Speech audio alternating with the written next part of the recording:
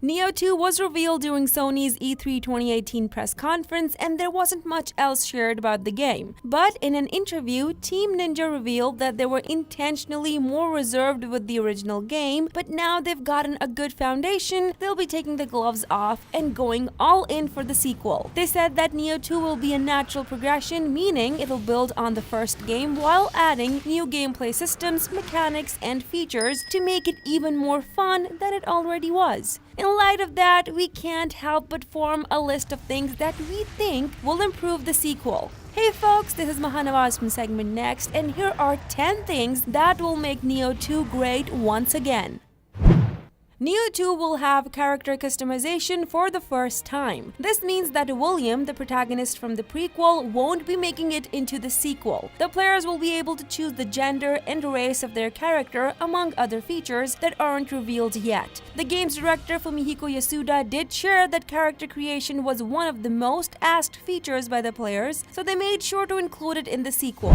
In the Nioh 2 announcement trailer, a character is seen being attacked and then possessed by Yokai, the Japanese demons you fight in the first game. This is a feature that Team Ninja confirmed will be part of Nioh 2. Specifically, it was said that the protagonist will have the power of the Yokai. Yasuda said that this will bring the action to the next level, as the players will be able to feel the Yokai skills and moves.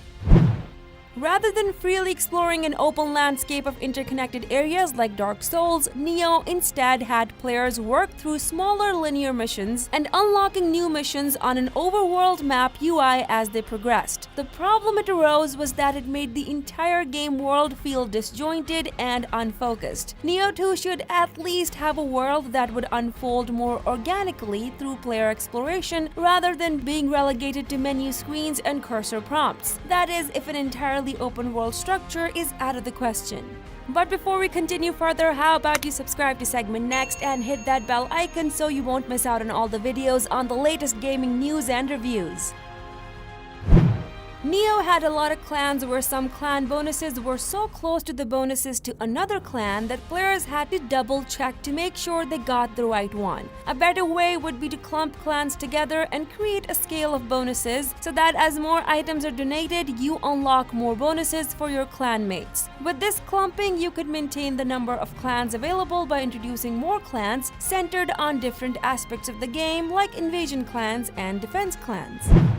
In the prequel, players could unlock a hidden faction war system which allowed them to pledge their loyalty to a number of different in-game clans, all of which were associated with one of two colors, red or white. Within a given faction war period that usually lasted a few weeks, players could earn points for their respective faction color by performing specific in-game tasks. When a specific faction war period ended, the faction with the most points would be given a sizable cachet of special currency that could be spent on exclusive game items like powerful gear, emotes, and character transforms. It would be great if Team Ninja brought the faction war system back for Nioh 2, mainly because it encouraged players in the same faction to work together, but also because it provided a fun ongoing meta grind for endgame players to work through. But instead of making the faction wars available much later on in the game, make it available sooner. Enemy variation is something Nioh 2 should definitely address. Fighting the same kinds of enemies all the time in every mission was super tedious. By the mid-game in Nioh, you would have had encountered basically all enemy types and have solved them, meaning all levels from that point on are much easier since you can just apply your usual strategy to defeat any enemy you come across. The DLCs showed a little improvement in that matter though, but maybe the best thing would be for each mission to have exclusive enemies. Also, late game enemies need to be more aggressive and they need to be able to punish you, baiting their attacks outside of their usual attack range. Also, most enemies need to be able to punish you running out of ki pretty hard.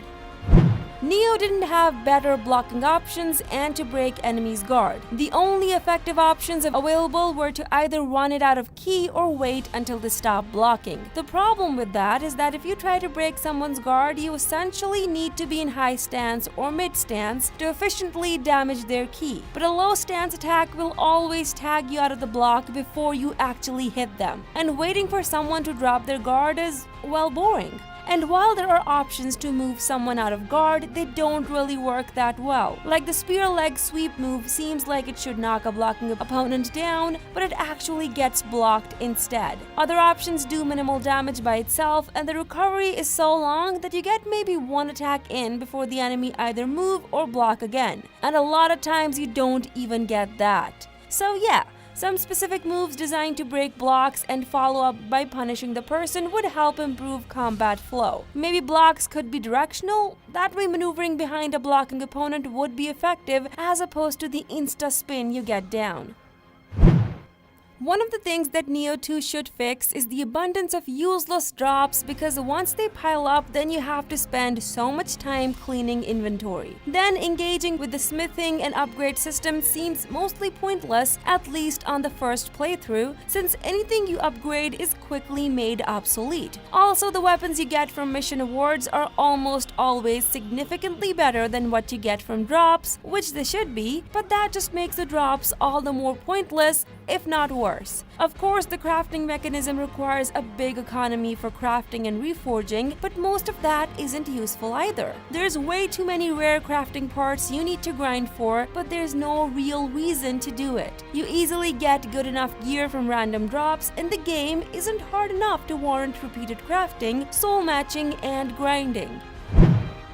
Nioh added a post-launch PvP mode that was a lot of fun until it started lagging and causing frustrations, along with many unwanted damage and losses. Nioh 2 should at least have a better PvP netcode. Moreover, besides being fun to play, there weren't any specific rewards or anything that encouraged players to play against each other. So it would be ideal to make PvP more meaningful in that sense. As of now, there's little to no reason to PvP, but since skill PvP is so fun, it should become even bigger. Like an arena that you can access at all times, maybe? Something like that.